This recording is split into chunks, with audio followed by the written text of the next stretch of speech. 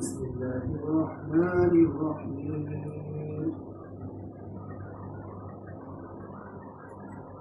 الحمد لله رب العالمين اللهم صل على محمد عبدك ورسولك وصل على المؤمنين والمؤمنات والمسلمين والمسلمات السلام عليكم ভালো আছেন সবাই আলহামদুলিল্লাহ আল্লাহর অশেষ রহমত যে আমরা সুস্থ আছি আল্লাহ রাব্বুল আলামিন আমাদের আরেকটা শুক্রবার পাওয়ার তৌফিক দান করেছেন এবং আলহামদুলিল্লাহ আমরা সবাই যারা আগে আগে চলে এসেছি খুতবা শোনার জন্য আল্লাহ তো একটা বিশাল রহমত তাই না জুম্মার দিনে আগে আগে চলে আসা এটা আল্লাহ রাব্বুল আলামিনের বিশাল রহমত এবং অসংখ্য সওয়াবের উৎস তো অতএব আমরা সবাই চেষ্টা করবো জুম্মার দিন একটু আগে আগে চলে আসার জন্য তাহলে একটু আমরা খুতবাটা যদি মনোযোগ দিয়ে শুনি অনেক কিছু ইনশাআল্লাহ আমরা জানতে পারবো আসলে আমরা সবকিছুই তো মোটামুটি ইসলামের যে বিষয়গুলো নিয়ে আলোচনা করা হচ্ছে সেগুলো কিন্তু আমরা সবাই কম বেশি মোটামুটি সবাই জানে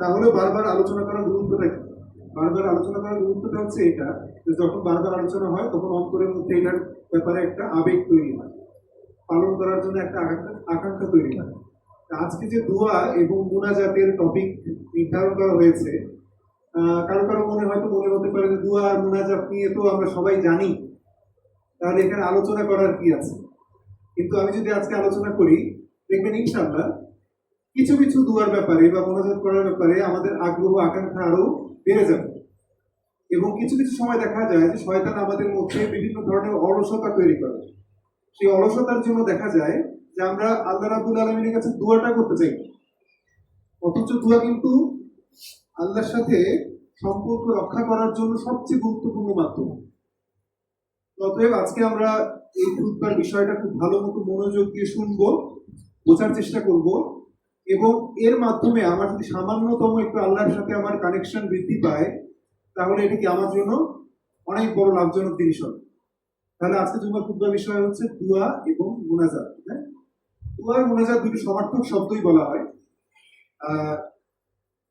দোয়াই হচ্ছে ইবাদত রাসূল সাল্লাল্লাহু আলাইহি সাল্লাম ওনার একটা হাদিসে বলেছেন যে আল্লাহ রাব্বুল আলামিনের কাছে ইবাদত করার জন্য যে দোয়া করি আমরা আল্লাহর সাথে সবসময় সম্পর্ক রক্ষা করার জন্য জিকির করি এটাই হচ্ছে ইবাদত তার মানে আপনি যতক্ষণ আল্লাহ রাব্বুল আলামিনের সাথে হচ্ছে যে কানেক্টেড থাকবেন আল্লাহ রাব্বুল আলামিনকে স্মরণ করবেন পুরো সময়টাই আপনার জন্য ইবাদত হিসেবে কাউন্টেড হবে আচ্ছা তাহলে খুব ইম্পর্টেন্ট একটা সেন্টেন্স এটা যে দোয়াটাই তাকদীর পরিবর্তন করার ক্ষমতা রাখে বলা হয় না এরকম যে বান্দার তাকদীর হচ্ছে নির্ধারিত আল্লাহ রাব্বুল আলামিন তাকদীর নির্ধারণ করে দিয়েছেন কিন্তু দোয়ার মাধ্যমে এই তাকদীর পরিবর্তন করা যায় খুবই গুরুত্বপূর্ণ আরেকটা হাদিসে এরকম আসছে যে কেউ যদি দোয়া না করে এটা হচ্ছে আল্লাহ রাব্বুল আলামিনের ক্রোধের কারণ এবং একজন বান্দার সর্বোচ্চ অক্ষমতা প্রকাশ পায় যে সে আল্লাহ রাব্বুল আলামিনের কিছু দোয়াই করতে যাচ্ছে না তবে চিন্তা করতে হবে আমাদের আল্লাহ রাব্বুল আলামিনের সাথে বান্দার যোগাযোগ কিন্তু সার্বক্ষণিক এবং মাধ্যমবিহীন দেখেন আপনি দুনিয়াতেই কোনো জায়গাতে যদি আপনি বড় কোনো মানুষের কাছে কোনো নেতার কাছে যদি যেতে চান তাহলে মাঝখানে কিন্তু অনেকগুলো স্টেপ পাড়ি দিতে হয় তাই না অনেক সময় ক্ষেপণ হয় কিন্তু আল্লাহ রাব্বুল আলামিন তিনি আমাদেরকে তৈরি করেছেন তিনি এত ক্ষমতার মালিক তিনি পুরো সৃষ্টি জগতের নিয়ন্ত্রণকারী কিন্তু তার সাথে কিন্তু আমাদের যোগাযোগ কি সার্বক্ষণিক এবং মাঝখানে কোনো মাধ্যম নাই কি বিশাল একটা সুযোগ তাই না বিশাল সুযোগ অন্যান্য কিছু ধর্মের মতবাদ অনুযায়ী তারা কিন্তু সরাসরি তাদের প্রভুর কাছে পৌঁছাতে পারে না মাঝখানে কিছু মাধ্যম লাগে দেখা যায় যে তারা হচ্ছে ক্ষমা চাচ্ছে সেটাও প্রিস্টের কাছে যে উপস্থাপন করতে হয় তারপরে হচ্ছে প্রিস্ট তার পক্ষ হয়ে হচ্ছে যে প্রভুর কাছে সুপারিশ করে যে মাফ করে দেওয়া যায় কিনা কিন্তু আলহামদুলিল্লাহ আমাদের বিশ্বাস অনুযায়ী আমরা কি জানি যে আল্লাহ রাব্বুল আলামিনের সাথে যে কোনো সময় যে কোনো মুহূর্তে আপনি যদি আল্লাহর সাথে কথা বলতে চান আল্লাহ সব সময় আপনার প্রত্যেকটা কথা শোনার জন্য তিনি প্রস্তুত আছেন তাতে বিশাল একটা সুযোগ তা আমরা এই সুযোগটা কেন গ্রহণ করবো না এখানে খুব একটা ইম্পর্টেন্ট সেন্টেন্স হাদিসে আসছে এরকম যে জান্নাতে যখন কেউ যাবে যাওয়ার পরে তার কোনো ধরনের কোনো দুঃখ কোনো অনুশোচনা কোনো আফসোস কোনো কিছু থাকবে না এক্সেপ্ট তার যে সময়গুলো আল্লাহকে স্মরণ করা ব্যতিরেকে সে কাটিয়ে দিয়েছিল এটার জন্য জান্নাতে যাওয়ার পরেও তার মনের মধ্যে একটা আফসোস কিছু একটা আফসোস থাকবে তাহলে কতটুকু গুরুত্বপূর্ণ যে আল্লাহর সাথে সবসময় কানেকশন রক্ষা করা দোয়া এবং জিকিরের মাধ্যমে।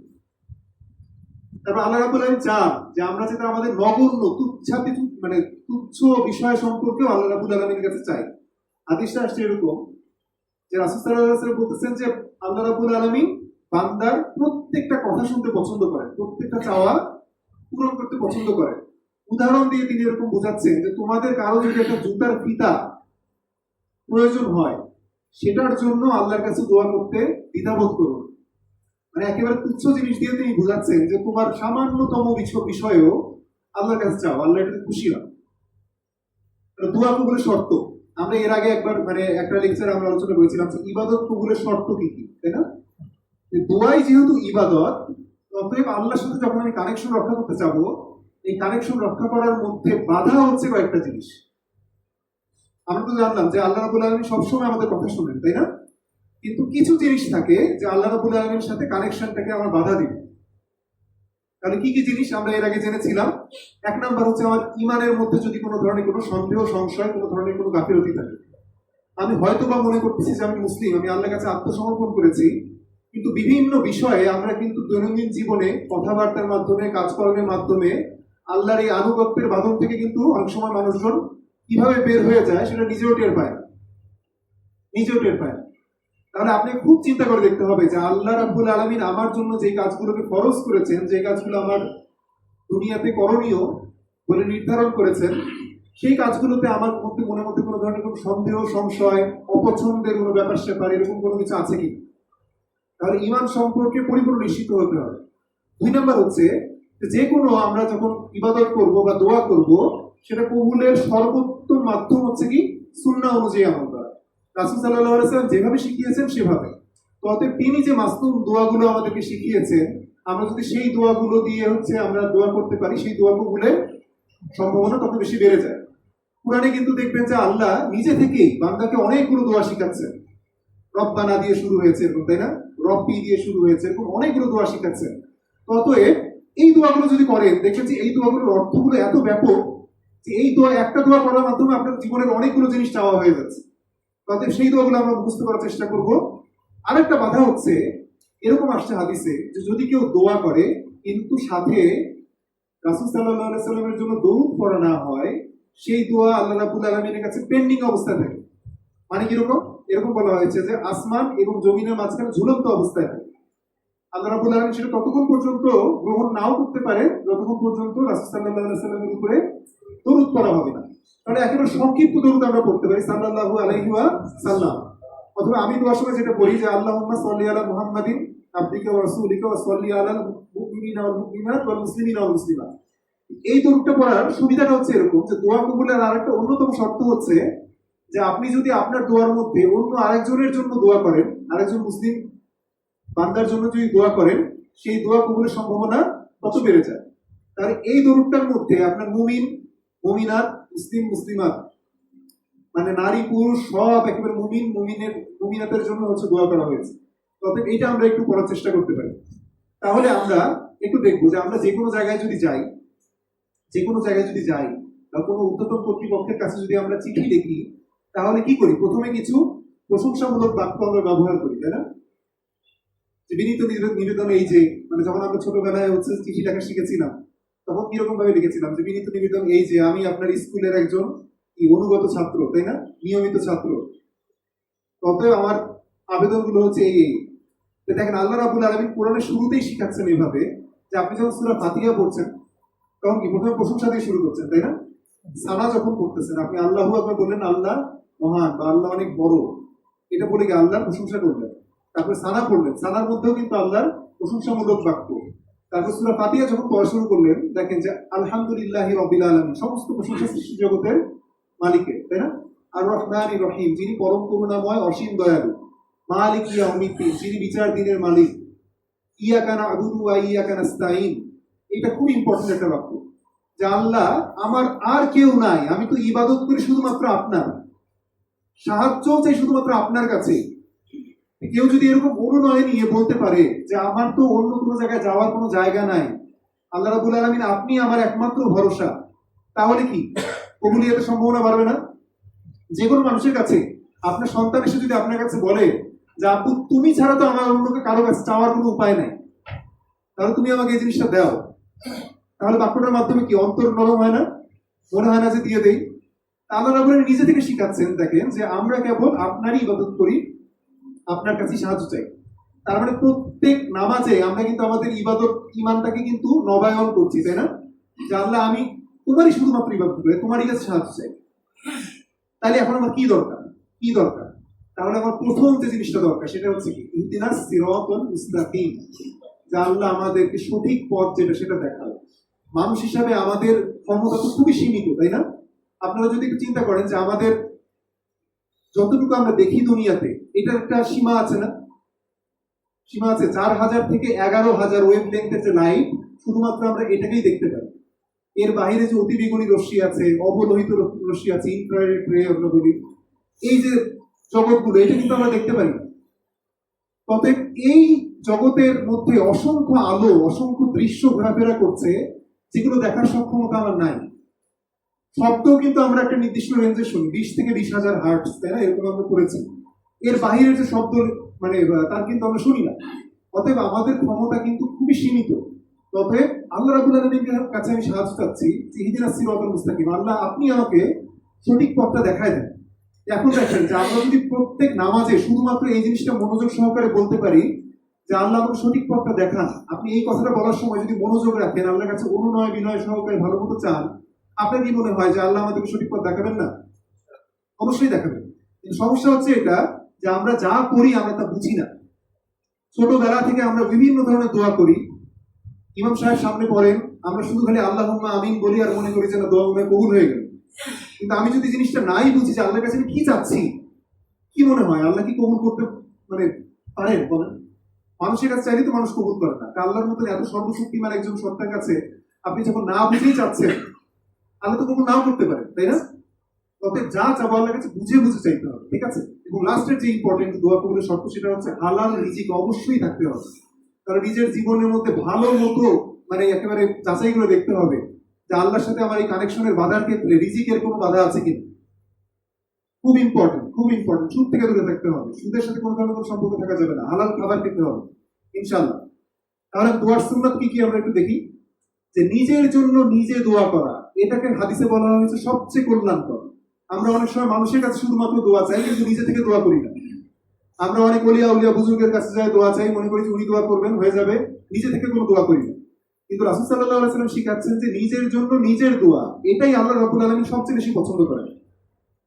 তাহলে দোয়ার আরো সুন্নাত হচ্ছে ধৈর্য ধারণ করতে হবে, কবুল হওয়ার ব্যাপারে দৃঢ় বিশ্বাস রাখতে হবে এবং বারবার আল্লাহর কাছে চাইতে হবে, অধৈর্য হওয়া যাবে না।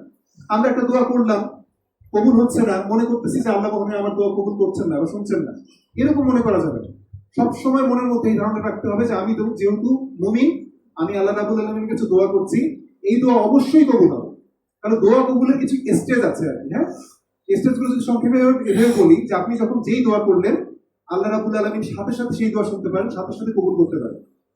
2 নাম্বার হচ্ছে যে আল্লাহ রাব্বুল আলামিন তখন শুনলেন না, কিন্তু এটাকে পেন্ডিং অবস্থায় রেখে দিলেন এবং এর মাধ্যমে আল্লাহ রাব্বুল আলামিন আমার হয়তো কোনো বিপদকে সরাই দিলেন। এটাও হতে পারে। আল্লাহ রাব্বুল আলামিন হয়তো দেখলেন যে আমি যে জিনিসটা চাচ্ছি তার তুলনায় আমার আপকামিং যে বিপদ আমার কাছে আসতেছে সেটা আমার জন্য হয়তো বেশি ক্ষতিকর। কারণ সেই বিপদটা আমার সামনে থেকে সরে গেল, আমি হয়তো মনে করতে পারি যে আমার দোয়া কবুল হচ্ছে না, কিন্তু আসলে কিন্তু আল্লাহ রাব্বুল আলামিন অন্যভাবে দোয়া কবুল করছেন, যেটা আমার জন্য বেশি কল্যাণকর। আর 3 নাম্বার কি, যে আল্লাহ রাব্বুল আলামিন দুনিয়াতে আমাকে এই জিনিস দিলেনই।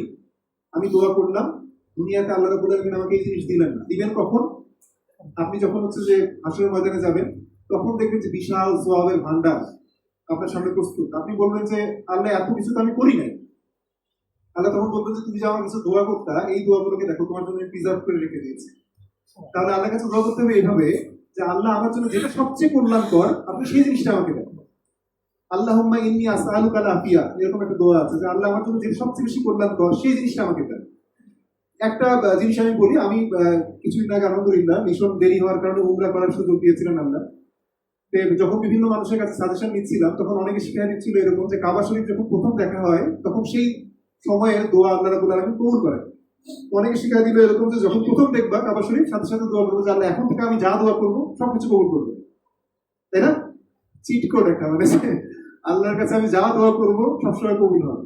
কিন্তু আমার কাছে মনে হলো এরকম যে আল্লাহ রাব্বুল আলামিন তো বান্দাকে সবচেয়ে ভালো দোয়া শিখিয়েছেন। আমাদের চিন্তায় যে দোয়া আসে তার তুলনায় তো আল্লাহর চিন্তা অনেক বেশি ব্যাপক, তাই না? আমি হয়তো আমার জন্য এমন জিনিসকে পছন্দ করতে পারি যেটা হয়তো সার্বিক দৃষ্টিতে আমার জন্য কল্যাণকর নাও হতে পারে। আল্লাহ রাব্বুল আলামিন যেহেতু অতীত বর্তমান ভবিষ্যৎ সবকিছু জ্ঞান রাখেন, অতএব তার পক্ষেই সম্ভব সবচেয়ে কল্যাণকর জিনিসটা আমার জন্য সিলেক্ট করা, তাই না? তো এই জন্য আমি চিন্তা করলাম যে আল্লাহ রাব্বুল আলামিন আমাকে শিখিয়েছেন সূরা বাকারা 201 নম্বর আয়াতে কি, রব্বানা আতিনা ফিদ দুনিয়া হাসানাতাও ওয়া ফিল আখিরাতি হাসানাতাও ওয়া কিনা আযাবান্নার। এক দোয়াতে সবকিছু কভার। যে আল্লাহ আমাকে দুনিয়াতেও তুমি কল্যাণ দান করো, আখিরাতেও কল্যাণ দান করো এবং জাহান্নামের আগুনের আযাব থেকে রক্ষা করো। আর কিছু কি চাওয়ার আছে? মানে দেখেন, অনেকে আমাদেরকে এরকম বলে যে দুনিয়া পাওয়া যাবে না, দুনিয়ার জন্য এত বেশি আকাঙ্ক্ষা করা যাবে না, শুধুমাত্র আখিরাত কেন্দ্রিক চিন্তা ভাবনা থাকতে হবে। এরকম কিন্তু অনেক বুজুর্গরা মনে করে যে দুনিয়া কেন্দ্রিক কোনো চিন্তাই রাখা যাবে না।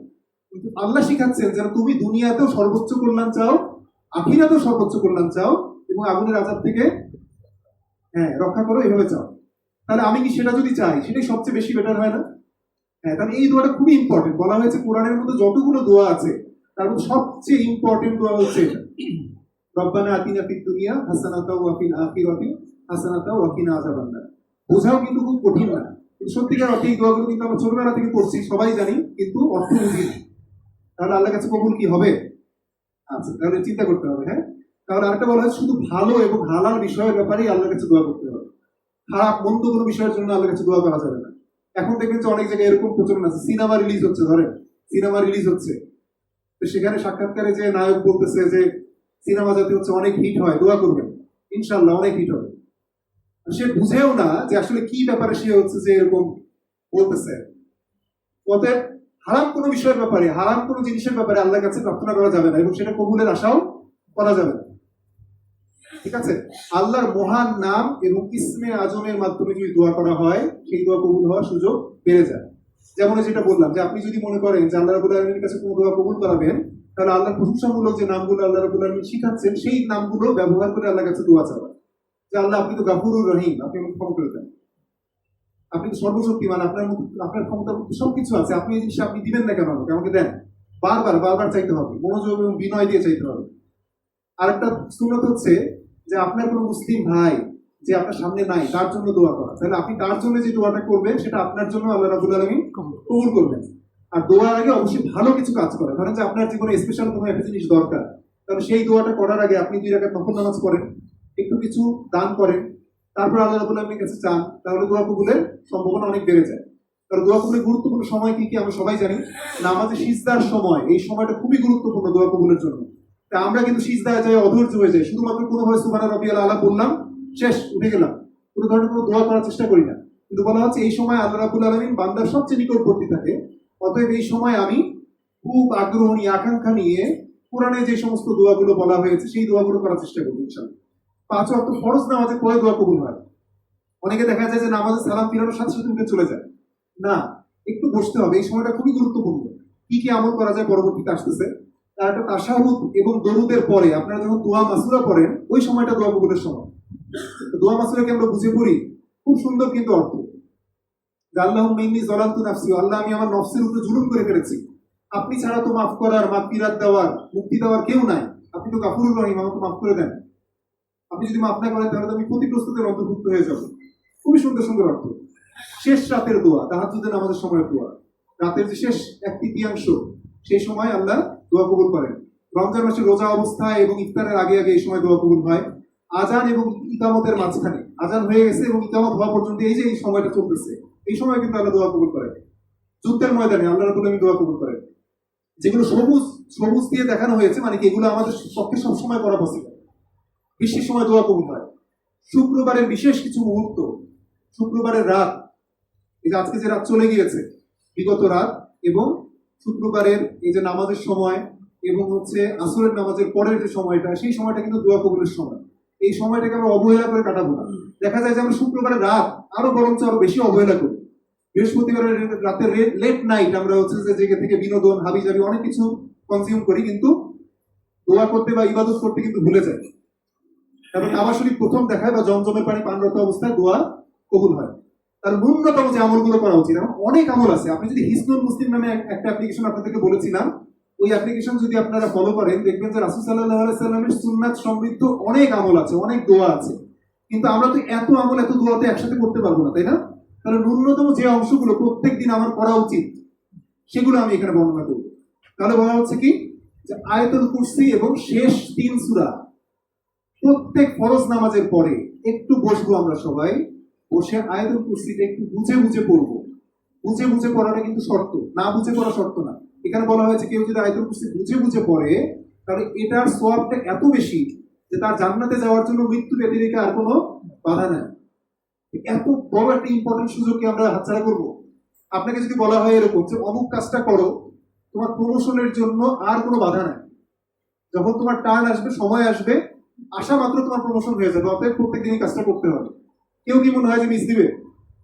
দুনিয়ার সামান্য বিষয়ে যদি আমরা এরকম সিরিয়াস হতে পারি, তাহলে আল্লাহ রাব্বুল আলামিন বলতেছেন যে তুমি জান্নাত পাইতে চাও, তাহলে প্রত্যেক ফরজ নামাজের পরে বুঝে বুঝে আয়াতুল কুরসিটা পড়ো, জান্নাতে যাওয়ার জন্য আর কোনো মৃত্যু ব্যতিরেকে আর কোনো বাধা নাই। তাহলে পড়বো না কেন, তাই না? তাহলে একটু ধৈর্য ধরে আমরা এই সময়টা আয়াতুল কুরসির জন্য আমরা ব্যয় করব। শেষ 3 সূরা, সূরা ইখলাস, সূরা ফালাক, সূরা নাস, এটা আমরা বুঝে বুঝে যদি প্রত্যেকদিন সকালে এবং প্রত্যেকদিন মাগরিবের নামাজের সময় যদি পড়ি, আমাদের নিরাপত্তার জন্য এটাই যথেষ্ট হবে, এরকম বলা হয়েছে। তাহলে একটু দেখি অর্থগুলো, যদি কয়েকটা বাক্যের অর্থ এমনি জাস্ট আপনাদের একটু বুঝাই দেখবেন যে এটা অর্থগুলো কত ব্যাপক। সূরা ফালাক এবং সূরা নাসে আল্লাহ রাব্বুল আলামিন বলছেন যে তুমি আমার কাছে আশ্রয় চাও। কি কি ব্যাপারে? মিন শাররি মা ফালাক, যে আল্লাহ আপনি যত কিছু সৃষ্টি করেছেন তার যে ক্ষতি, সেই ক্ষতি থেকে আপনার কাছে আশ্রয় চাই। ওয়া মিন শাররি গাসিকিন ইযা ওয়াকাব, যে রাতের যে অন্ধকারের যে ক্ষতি, সেই ক্ষতি থেকে আপনার কাছে আশ্রয় চাই। যারা জাদু করে, জাদুকারিনীদের অনিষ্ট থেকে আপনার কাছে ক্ষতি চায়। ওয়া মিন শাররি হাসিদিন ইযা হাসাদ, যে আল্লাহ যারা হিংসা করে, হিংসুকের হিংসার অনিষ্ট থেকে আপনার কাছে ক্ষমা চাই। কত সুন্দর সুন্দর কথাগুলো। এখন এগুলো যদি আমি না বুঝি তাহলে কি মনে হয় যে এটার পরিপূর্ণ ফলাফলটা কি আমার মধ্যে আসবে? আসবে না। সূরা নাসের মধ্যে যদি দেখি যে আল্লাহ সেই শয়তানের ওয়াসওয়াসা থেকে আমাকে হেফাজত করো, যেই শয়তান আমার অন্তরের মধ্যে ওয়াসওয়াসা প্রদান করে, তাই না? তারপরে বলা হয়েছে কিরকম, এরকম যে সেই শয়তান যদি মানুষের মধ্যে থেকেও হয়, জিনের মধ্যে থেকেও হয়, এই সব শয়তান থেকে আমাকে হেফাজত করো। তাহলে আমি বুঝলাম না কতটুকু কবুল হতে পারে। তাহলে একটু আমরা বুঝবো এই জিনিসগুলো। নামাজের প্রত্যেকটা বাক্য বুঝতে আমার চেষ্টা করতে হবে। এখন তো খুবই সহজ, আমি যদি বুঝতে চাই, যে কোনো মুহূর্তে মোবাইলে আমি অ্যাপ্লিকেশন আছে, আমি দেখলেই নামাজের প্রত্যেকটা বাক্য আমি বুঝতে পারবো। তবে নামাজ পড়তেছি সারা জীবন অথচ বাক্যগুলো বুঝতেছি না, এটা আমার নামাজ কবুল না হওয়ার অন্যতম একটা কারণ হতে পারে। অতএব নামাজ পরিপূর্ণভাবে বোঝার চেষ্টা করতে হবে। 3 তাসবিহ 33 বার পড়া, এরপরে লা ইলাহা ইল্লাল্লাহু ওয়াহদাহু লা শারীকা লাহু, এরকম একটা বাক্য আছে না, লাহুল মুলকু ওয়া লাহুল হামদু।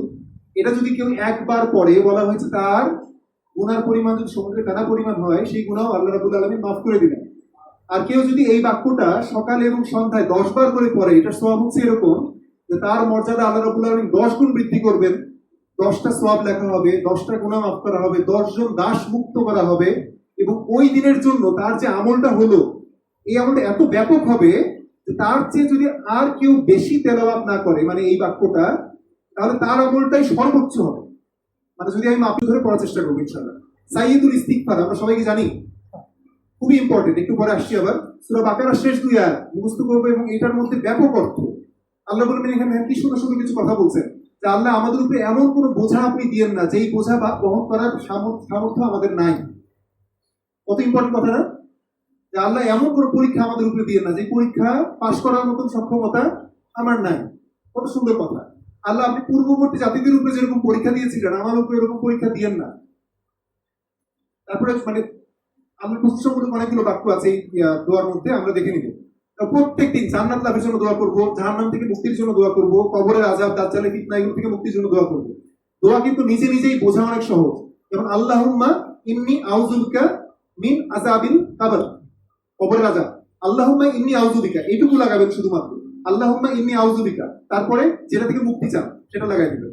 আল্লাহুম্মা ইন্নী আউযু বিকা মিন ফিতনাতিন নিসা, মানে কিরকম, যে মহিলাদের যে পুরুষদের জন্য যেই হচ্ছে যে পরীক্ষা, সেই পরীক্ষা থেকে আপনি আমাকে হেফাজত করুন। আল্লাহুম্মা ইন্নী আউযু বিকা মিন আযাবিল কবর, কবরের আযাব থেকে রক্ষা করুন। আল্লাহুম্মা ইন্নী আউযু বিকা মিন ফিতনাতিল মাসিহিদ দাজ্জাল। একটা শিখলেই কিন্তু আপনার পুরো সবগুলো আপনার মুখস্থ হয়ে যাবে, তাই না? তাহলে এভাবে আমরা দোয়া করার চেষ্টা করব। তাহলে ইসমে আজম এখানে পড়ার সঠিক নিয়ম এবং আমল দেওয়া হয়েছে, এগুলো মোটামুটি এর মধ্যে বলে আসছি আর কি। আয়াতুল কুরসি আমি এটা হচ্ছে যে প্রিন্ট করে এই দেয়ালের মধ্যে হচ্ছে দিয়ে দেওয়ার চেষ্টা করবো। সবাই নামাজ যখন শেষ করবেন একটু মনোযোগ সহকারে অর্থটা দেখে দেখে বুঝে বুঝে আমরা একটু আমল করার চেষ্টা করবো। সাইয়্যিদুল ইস্তিগফার, যে ক্ষমা প্রার্থনা শ্রেষ্ঠ দোয়া, বলা হয়েছে কেউ যদি সকালে এবং সন্ধ্যায় এই দোয়াটা বুঝে বুঝে পড়ে এবং ওই সময়ে সকালে বা সন্ধ্যার পরে কেউ যদি মারা যায় তাহলে সে নিশ্চিতভাবে আল্লাহ ক্ষমা লাভ করবে এবং জান্নাত লাভ করবে ইনশাআল্লাহ। তাহলে এখানে সাইয়্যিদুল ইস্তিগফার দেওয়া হয়েছে, অর্থটা খুবই সুন্দর। আল্লাহুম্মা আনতা রাব্বি, যে হ্যাঁ আল্লাহ তুমি তো আমার রব, লা ইলাহা ইল্লা আনতা, তুমি ছাড়া তো আমার আর কেউ নাই, কোনো ইলাহ নাই। খলাকতানি ওয়া আনা আবদুকা, তুমি আমাকে সৃষ্টি করছো এবং আমি তোমার খালি ইবাদত, আমি শুধুমাত্র তোমার ইবাদত করি। এরকম সুন্দর অর্থ আপনি যদি পুরোটা পড়েন, মনোযোগ দিয়ে পড়েন, দেখবেন যে আল্লাহ রাব্বুল কত ভালো ভালো দোয়া রাসূল সাল্লাল্লাহু আলাইহি ওয়াসাল্লামের মাধ্যমে আমাদেরকে শিখিয়েছেন। এখানে সুন্নাত কিছু বাক্য, আমরা মানুষের সাথে যখন বিভিন্ন ধরনের কথা বলি তখন দেখা যায় যে আমরা ধরেন যে আপনাকে কেউ মানে কোনো একটা ভালো কাজ করে দিল, আপনি তাকে থ্যাংক ইউ বলবেন, তাই না? এটাতে কিন্তু সোয়াব হবে না। সোয়াব হবে কখন? যেমন রাসূল সাল্লাল্লাহু আলাইহি ওয়াসাল্লাম এটা রেসপন্স যেভাবে করেছেন সেভাবে যদি আপনি করেন, আপনি মানে কিছু কাজ আপনি করবেন ভবিষ্যতে, ইনশাআল্লাহ বলার অভ্যাস অবশ্যই করতে হবে, খুবই ইম্পর্টেন্ট জিনিস। ইনশাআল্লাহ বলা, ঠিক আছে? কোনো কিছু কাজ শুরু করার আগে বিসমিল্লাহ বলা, বিভিন্ন যে দোয়াগুলো, আপনার হাঁচি দিলে কি দোয়া করবো, ঠিক আছে, জামা পরার সময় কি দোয়া করবো, এমনকি আপনি আয়নায় চেহারা দেখার সময় কি দোয়া করবেন, এই দোয়াগুলো কিন্তু আল্লাহ রাসূল সাল্লাল্লাহু আলাইহি ওয়াসাল্লাম শিখিয়ে দিচ্ছেন। কি সুন্দর দোয়া! দেখেন যে আয়নায় যখন আপনি চেহারা দেখবেন তখন বলবেন যে আল্লাহ আপনি আমার চেহারাকে বা আমার শরীরকে যেভাবে সুন্দরভাবে তৈরি করেছেন আমার চরিত্রটাকেও সেরকম সুন্দর করে দিন। কত সুন্দর সুন্দর দোয়া, আমরা এগুলো শিখে নেবো ইনশাআল্লাহ। এখন লাস্ট আমরা একটা স্লাইড, যে দোয়ার ব্যাপারে সতর্ক থাকতে হবে কি কি বিষয়। মৃত কারো কাছে দোয়া চাওয়া যাবে না। আমাদের সমাজের বিশাল একটা অংশের মধ্যে এরকম ধারণা আছে যে ওলিয়া উলিয়ার মাজারে যে আমি যাবো, এমনকি রাসূল সাল্লাল্লাহু আলাইহি সাল্লামের মাজারে যে যাবো, রাসূল সাল্লাল্লাহু আলাইহি সাল্লামের কাছে, এগুলো কিন্তু শিরক হয়ে যায়। সাহাবীরা কখনো এরকম করতেন না। রাসূল সাল্লাল্লাহু আলাইহি সাল্লাম তো মারা গিয়েছেন, সবচেয়ে সম্মান করতেন কারা? সাহাবীরাই তো, তাই না? কিন্তু কোন সাহাবীর ক্ষেত্রে এরকম কোনো উদাহরণ পাওয়া যায় না যে রাসূল সাল্লাল্লাহু আলাইহি সাল্লামের রওজার কাছে যে রাসূল সাল্লাল্লাহু আলাইহি সাল্লামের কাছে কিন্তু চাচ্ছে, বা রাসূল সাল্লাল্লাহু আলাইহি সাল্লাম আপনি হচ্ছে যে আল্লাহর কাছে হচ্ছে যে আমার জন্য দোয়া করে দিয়েন, এরকম করা যাবে না। এটা কিন্তু শিরক হয়ে যায়। সরাসরি আল্লাহর কাছে দোয়া করতে হবে। আমি গুনাহগার, আল্লাহ কি আমার দোয়া কবুল করবেন, এরকম মনে করা যাবে না। আমি গুনাহগার হতে পারি কিন্তু আল্লাহ রাব্বুল আলামিন সবসময় আমার দোয়া কবুল করবেন যদি আমি আল্লাহর কাছে আন্তরিকভাবে চাই। অতএব এরকম মনে করে দোয়া থেকে বিরত থাকা যাবে না। পীর আউলিয়া আল্লাহর কাছে সুপারিশ করে দিবে এই বিশ্বাস রাখা যাবে না। তাড়াহুড়া করা যাবে না বা হতাশ হওয়া যাবে না। এবং দোয়া ইবাদতের কবুলের শর্তগুলো পূরণ না করেই কবুলের আশা করতে থাকবো সারা জীবন, এটাও করা যাবে। অতএব খুব চিন্তা করতে হবে আমাদের। তাহলে আজকে খুতবার সারাংশ হচ্ছে এরকম যে ইবাদত বা দোয়া কবুলের জন্য যে শর্তগুলো আমরা আলোচনা করেছিলাম পূর্বে, সেগুলো ভালো মতো আমাদের বুঝতে হবে, সেগুলো পূরণ করার চেষ্টা করতে হবে। সর্বদা সবকিছুর জন্য আল্লাহর কাছেই চাইতে হবে, অন্য কারো কাছে যাওয়া যাবে না। আর প্রতিদিনের মাসনুন যে দোয়াগুলো, সেগুলো একটু গুরুত্ব দিয়ে যদি আমরা অভ্যাস করে একটু পালন করতে পারি, দেখা যাবে যে ইনশাআল্লাহ আমাদের জীবনের বরকত রহমত অনেক পেয়ে যাবে ইনশাআল্লাহ। ইনশাআল্লাহ আমরা কি দোয়া করবো ইনশাআল্লাহ? খুবই সহজ কিন্তু এখন, আগেকার যুগে অনেক হয়তো কঠিন ছিল, বইপত্র পাওয়া বা মুখস্থ করা অনেক কঠিন ছিল। এখন আপনি আপনার মোবাইলের মধ্যে হিজবুল মুসলিম অ্যাপ্লিকেশনটা খুললেই আপনি সকাল সন্ধ্যা যত দোয়া আছে সবকিছু আপনি এর মধ্যে পেয়ে যাচ্ছেন। তাহলে এরকম সুযোগ সুবিধা পাওয়ার পরেও যদি আমি আমলগুলো না করতে পারি, তাহলে আল্লাহ রাব্বুল আলামিনের কাছে আমি কি মুখ নিয়ে দাঁড়াবো, আল্লাহ রাব্বুল আলামিনের কাছে কি জবাব দিব, তাই না? তাহলে আমরা প্রত্যেকটা সেকেন্ড, প্রত্যেকটা মুহূর্তে আল্লাহ রাব্বুল আলামিনের সাথে আমার যোগাযোগ যাতে থাকে, সম্পর্ক রক্ষা করার জন্য এই ব্যাপারে আমরা সজাগ থাকবো ইনশাআল্লাহ। ইনশাআল্লাহ, তাই না? আচ্ছা, আল্লাহ আমাদের আজকের খুতবা থেকে বোঝার এবং আমল করার তৌফিক দান করুন। যারা সুন্নাত নামাজ পড়েন নাই, তাদের সুন্নাত